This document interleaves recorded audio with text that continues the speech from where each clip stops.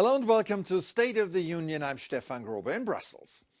The world has gotten used to nonsensical remarks by Donald Trump. That's why European leaders rarely comment on them. They usually hold their nose and move on.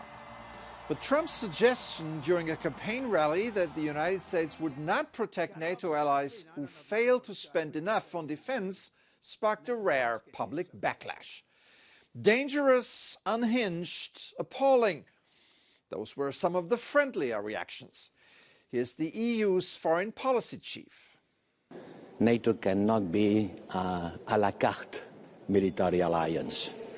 Cannot be a military alliance that works depending on the humor of the president of the US on those days.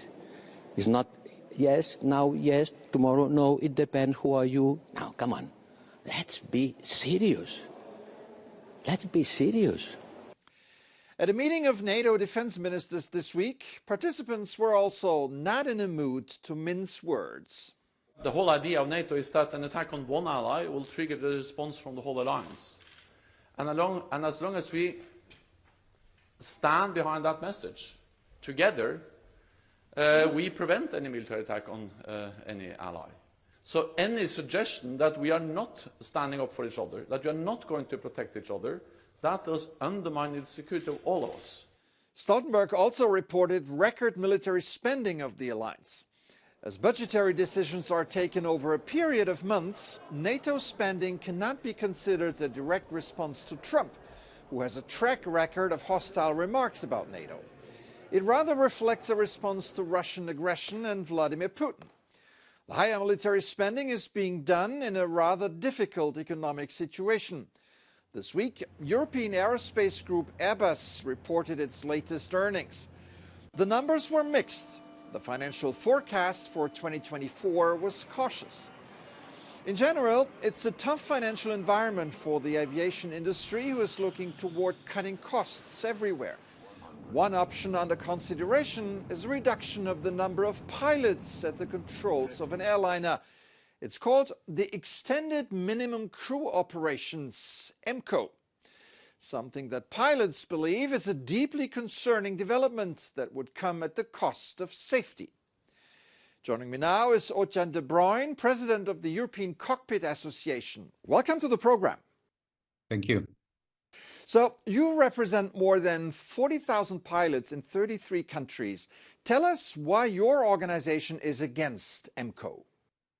So in aviation, we have redundancy and backup for all safety critical systems. And this philosophy is at the core of modern aviation. To give an example, on board of large airplanes, every safety critical system is installed twofold or threefold to prevent this crucial failure. Currently, there are also two pilots at the controls of an aircraft. Two pilots work as a team. They serve as this critical safety net, monitoring systems, but also monitoring each other, detecting errors and mitigating potential hazards before they escalate. Just to be sure, what are the risks associated with a one pilot only scheme? So in this concept, when this one pilot is there for hours during the cruise phase, he or she would need to take a toilet break. And during this toilet break, there would be no pilot. So what happens, for instance, if at that moment air traffic control asks you to deviate from your flight path, if there is an engine fire or smoke developing on the flight deck or a collision warning, I, as a pilot, will not be able to be responsible for the safety of my passengers, of my crew and my aircraft. The one pilot concept is under evaluation by the EU Aviation Safety Agency.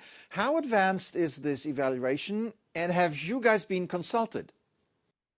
Yeah, so in the last 2 years, a small group of stakeholders has been consulted, in which we indeed were also consulted and have been involved. It is the first time in history where the European Aviation Safety Agency is starting rulemaking without the purpose of solving a safety issue. Instead, they are introducing many safety issues, and we have no trust in this evaluation process being carried out independently and impartially. What about your employers, the airlines? Where do they come down on this? Well, it is very simple. It is commercially driven by some airlines who see a potential of saving some money by reducing the number of pilots during long-haul flights. Airlines may be tempted by the prospect of gaining this cost-saving competitive advantage through the elimination of this pilot. However, they may find themselves unpleasantly surprised to discover that commercial incentives are an extremely risky driver in aviation. And if they doubt this, they should simply ask Boeing. All right, Ocean de Bruyn, President of the European Cockpit Association, thank you so much for filling us in on this very important topic. Thank you very much. Before we go, here's a look at the carnival season that came to an end this week. Some of the biggest parades traditionally take place in Western Germany. In Cologne alone, an estimated 1.5 million people took to the streets to celebrate the fun amid an abundance of candy, flowers and alcohol.